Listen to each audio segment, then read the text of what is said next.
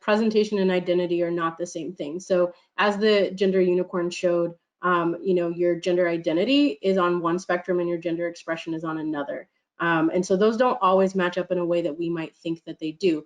For instance, I dress very what is considered masculine. I wear a tie to work every day. I keep my hair short, and all of those things. And so a lot of times folks will assume that I use he, him pronouns or that I identify as male. And for me, I don't. I identify as non-binary, as I said earlier. And so it's just important not only for you to know that it's okay for you to wear a dress and not identify in any feminine way, and you can, wear a tie and not identify in any masculine pronouns or any of those things. But also when you're meeting people, to not make assumptions of their identities based on their presentation, because gender can be expressed in a lot of different ways without that linking to what we think it's going to link to for gender identity. So just acknowledging the fact that those are two separate things. The other piece of identity not being permanent is also extremely important. As you get older, you go to college, you're in high school, you get to kind of pursue different identities, look into them, feel them out.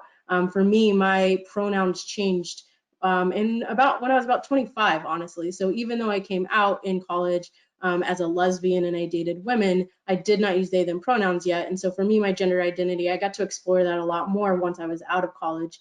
And so just keeping in mind that even if you find an identity that seems to fit right now really, really well, that can change throughout the years, throughout the folks that you meet and the language that you learn and all of those things too. So just understanding that even if you, feel really at home, it's okay for that to not be your home forever.